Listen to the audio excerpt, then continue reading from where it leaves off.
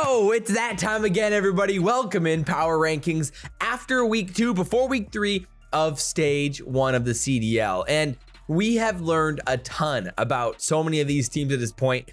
And let's just say a lot has changed in just like 2 weeks since the last Power Rankings video, which is why I thought we had to do one today, because legit, it's all over the place. It's getting insane. So without further ado, guys, we got a lot to talk about, break down this weekend, and rank these teams. So let's get right into it, boy. Let's go. So we got our Power Rankings template like normal. Again, that needs work in the mix, contender, and elite categories. And we'll be placing teams throughout. Again, we're gonna be going just one by one from the back to the front and break down where these teams are at, because right now the league is literally as competitive as it's ever been. So we have a lot to go through. So off the rip here, first team, no surprise, the Paris Legion in the needs work category. They lost 3-1 to Boston this weekend, and they lost 3-0 to Optic. Only them and the New York Subliners are winless, but Paris is 0-4 right now. New York's 0-3. And we've seen some good things from this team, like Temp. He continues to look really, really good and be the best slayer for this team. And it seems like the player with the most upside moving forward for this squad. And in Control specifically, they are a really good team, but their respawn and S&D is still insanely inconsistent. If you take away just like Gavutu Control, they really don't have anything they're good at this point, or better than most teams at. Because really, Gavutu is the only map where it seems Fellow's comfortable. Outside of that, you need to see a lot more from Fellow and Decimate. Optic just completely obliterated them on Bocage. Like that slaying upside is just not fully there yet. So, you know, Paris has still got a little bit of a ways to go before they're contending for a championship. So this next team's undoubtedly the most interesting team on this whole list. That's NYSL. Obviously, we talked about it last week in the video, but Neptune was benched before the start of this weekend. And they brought in the veteran Royalty, who's been very, very good in challengers the past 2 or 3 years. But the problem is right now, Royalty's playing online in Toronto from Toronto's facilities. Because they're online matches right now with how vetoes work, no matter what, Royalty's gonna be at a huge disadvantage when it comes to online play. And so it's just hard to see how this team inside of Respawns is ever competitive with Royalty on like double the ping that the opposing team's going to be on. So it just seems really unlikely that in online games the next week that NYSL really has any chance to be competitive inside of Respawn. They won the round 11 against LA Thieves on Tuscan S&D. So they did take a map, which is a good sign for Royalty, especially in Search and Destroy. Man, I just don't see this team having really a good shot at it until at least the stage 1 major on LAN. So that's why they're here at number 11 for me. I mean, like the Gavutu was really weird as well, the hard point, because they were down huge at the beginning. LA Thieves went on a 118-2 run to start the game, but then NYSL went on a 101-8 run to bring it back and make it competitive. And that's kind of how we've seen it happen on Gavutu, at least with some of those insane runs. So I guess the question is, are people overreacting to Royalty's bad performance? I would maybe say yes, probably, because of the server situation. Even Kenny tweeted it like, yo, Royalty's in a tough spot right here with these servers. So I'm gonna give this team until stage 1. We'll see how they play in their first match from the losers bracket, probably. And then we'll see and evaluate whether or not Royalty's still on this team in stage 2. That's probably still to be decided, but they definitely have their problems in Respawn, to say the least. So here at number 3, or I guess number 10, is the Florida Mutineers in the mix category. Again, this league's really competitive, and a team who's in 10th place right now is taking teams to the wire. I mean, LA Thieves went 3-2 in that match, really close. And there was the threat of a full sale on Bocage until Big Wake dropped the glide bomb on himself, which was comedy. But they gotta be the most frustrating, infuriating team in the CDL to kind of break down and predict, because it just seems so hard to know what you're gonna get from these guys, and on an individual basis or on a team basis. Like Skies, sometimes this dude's the most fun player in the league to watch. He absolutely cooks with it, with the AR, or he'll flex and bring out the MP40 on Bocage and things like that. And he looks insane. And we saw him play really well in the series against LA Thieves, even against the Ultra, where they lost 3-0 in what might be the closest 3-0 of literally all time. I mean, that Bocage hardpoint was actually insane. Like, let's take Berlin S&D for an example. Like, we're in the kickoff event, they looked amazing. They beat Toronto on Berlin S&D in the kickoff event. Then they come out here, they beat LA Thieves on Berlin S&D. They looked great. But then you look back at like the Tuscan S&D against Paris, where they looked bad and made some really questionable decisions. Or like the Desert Siege against London, where they got absolutely bodied. Like, there's just no consistency here. And there's just so many questions, map to map, player to player, game to game. And that's why you can't have it much higher than where they are right now. But there's still some potential here, man. With this roster, Dave Patty looked really, really good in some of those matches against LA Thieves, dominated and took over a little bit. So you're starting to see some of that respawn slaying upside from him, which is what you wanted to see inside the control. There's potential, and they can be competitive, and they're going to keep it close with a lot of teams, especially because of their natural gun skill. But sometimes it seems like they lose a little bit of composure, and they just lose those big moments a little bit too often right now. So this is where the list starts to get literally insane. At this point, there is 9 legit contenders in the CDL, or if you had a tournament today, any of them could potentially win.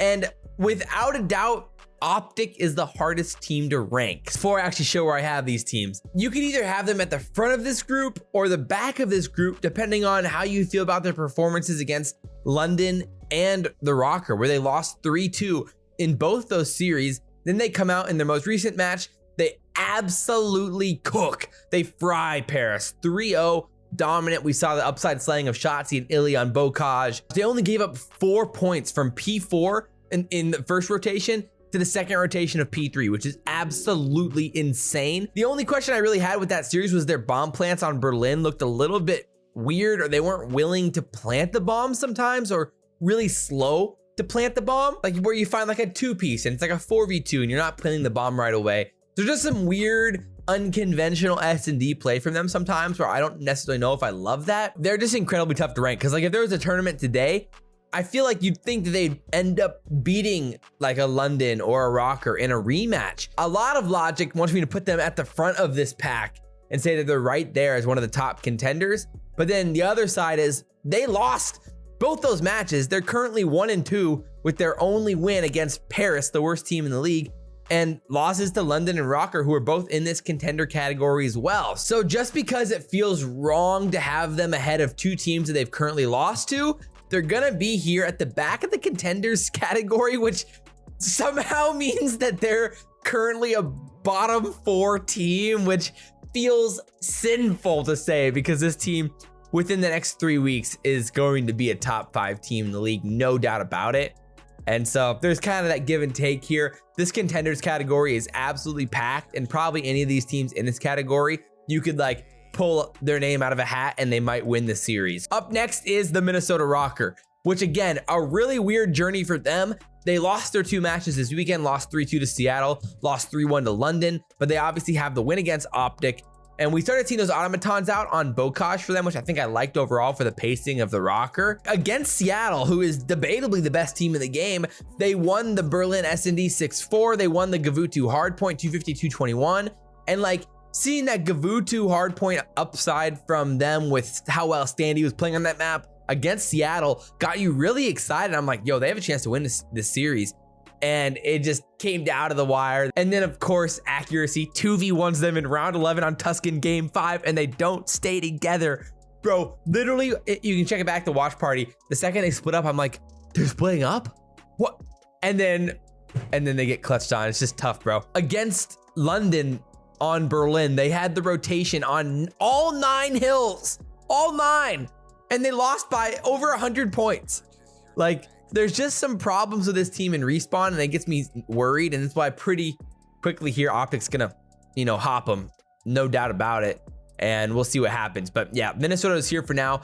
Then the next team up here is the London Royal Ravens. And up until that match yesterday against LAG, they would have probably been at the back of the elite category. But the narrative here for London's gotta be the rotations in hardpoint. When you're losing those rotations like that against the Røkkr, even though you won, that's not sustainable. And we saw that against LAG in the exact same situation on Berlin, where they just couldn't get a rotation. And this time LAG wasn't giving up the breaks like Røkkr was, and we saw Asim and Hook absolutely cook them.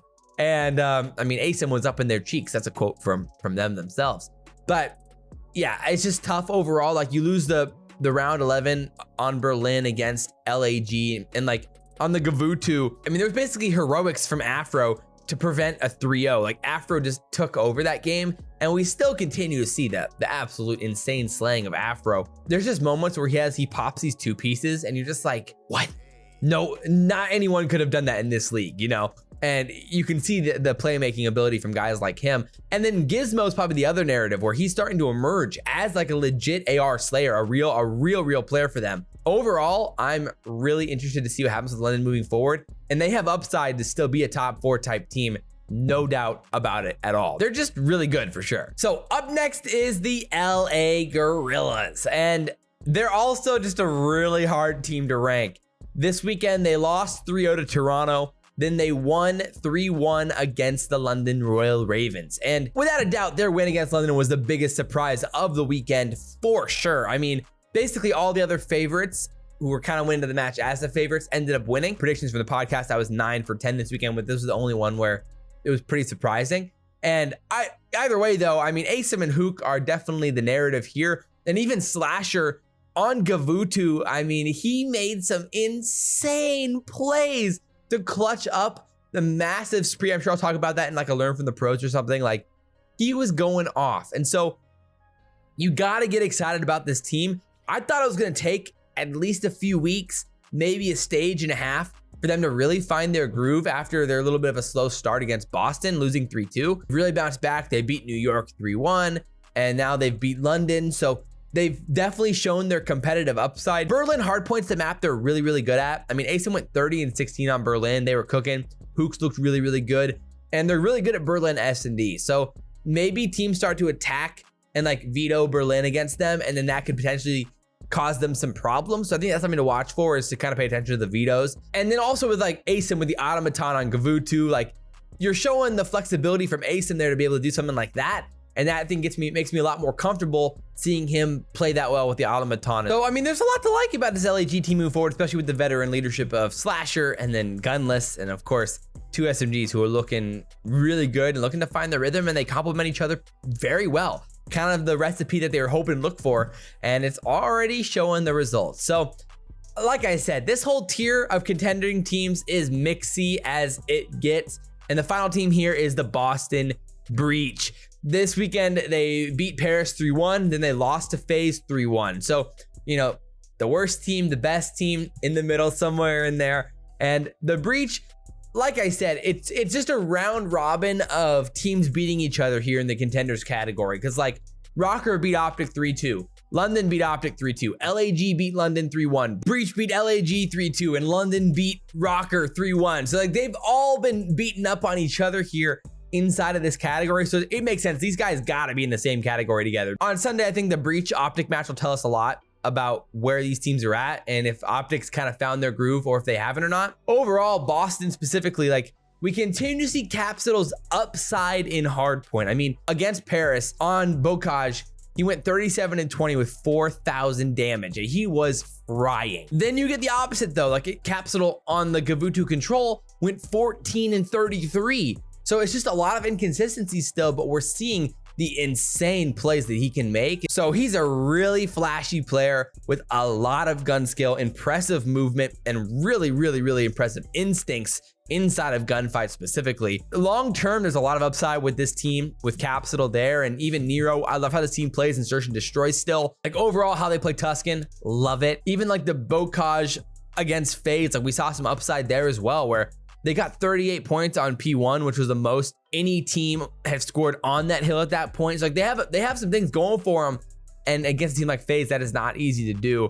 And like you beat Faze 6-2 in the S&D, but Faze won both Gavutus. There's just some things here where Boston has a chance to be great, but they still got a little bit of a ways to go, I think, before they find themselves in that elite tier. But so far, they've probably been the most consistent team out of anyone in the contenders tier. You could maybe, besides London, but then their loss against LAG throws some question marks in there. So I'd have no problem with Boston being farther back. It's kind of all over the place, and the contender tier here is by far the toughest to deal with, but I think we'll leave Boston there for now. So now inside the elite tier, the top 4 here, LA Thieves is here at number 4. They beat NYSL 3-1. Then they beat Florida in a what shouldn't have been that close of a series, 3-2. With LA Thieves, they look so good at times, and then you're like, what? Why'd they lose that? The series against NYSL, just dominant from the whole team on Bocage in map 1. And like, you're just so impressed with like their gun skill, their positioning, like their overall ability to slay and create map control. And then like Gavutu feels like it's made for them with Kenny and Drazah, and just so much flex power on that team. And Kenny went 27 and 14 on that map. And then the Florida series is just so weird though, because it's like, it goes game 5, you win close hardpoint in map 1, then you blow them out on Tuscan map 4, you go to a game 5, it was nearly a full sale. Like, it's just all over the place with this team. And then sometimes you just think, why didn't they win that 3-0 or 3-1? Just surprising. And it's like, you lost the control on Tuscan, which I think was a little bit surprising. We've seen Florida be pretty competitive in control, but like, you'd expect a map like that, you'd expect LA Thieves to be able to win that. And so there's just a little bit of inconsistency there, where we've seen like Drazah absolutely torch people on Tuscan control, but that was not the case in this series. So there's just some question marks about the consistency of this team specifically, and their map pool, and them ironing out their control play specifically. They're a top 4 team in hardpoint for sure. They definitely have the upside in search and destroy to be very, very good. So that's why they're top 4, no doubt. All right, so now this top 3 is really interesting. These are undoubtedly the top 3 teams in the league right now: Faze, Toronto, and Seattle. And I'm just gonna say they're in that order: Faze, Toronto, Seattle. Bang, bang, bang. And so we have a lot to talk about though with how you order these teams specifically. Like Faze this weekend beat Boston 3-1. They're starting to find their groove, and they're starting to win Gavutus. That's probably the biggest thing here, is they won 2 Gavutus this weekend against Boston. And even when Simp's not playing like Simp,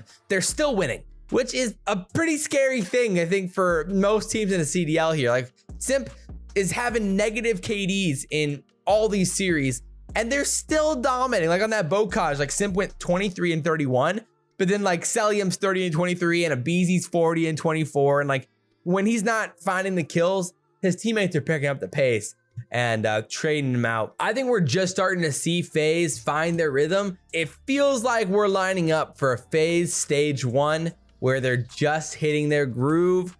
They have something to prove after losing to like the Surge. So I am pretty worried for the rest of the CDL, as Faze seems to be finding their rhythm a little bit, but we'll see. I think this team's gonna be just fine to move forward. They're undoubtedly a top 3 team. They just got to figure out and lock down a little bit more of their hard point rotations. And then I think a little bit more of their S&D sometimes feels a little bit weird and mistimed and a little bit impatient. They are ready to fry. So we'll see what happens. At number 2 though, Toronto again. With Seattle and Toronto, obviously Seattle has that win over Toronto in the insane round 11 game 5 ninja defuse basically. We even got to see probably the biggest story of the whole weekend potentially, was getting to see Hixie play this weekend against Florida. And that was probably something I should have mentioned when we talked about Florida specifically, but like, Cammy wasn't playing in that series, and in the closest 3-0 of all time, Hixie made some really clutch plays to close out the series. I mean, that Bocage ended on a 0.1 timer. Hixie was the one who found the 3-piece at the end to really open that up for Bance to clutch up. Even in the control, Hixie had some impressive clutch plays in that final round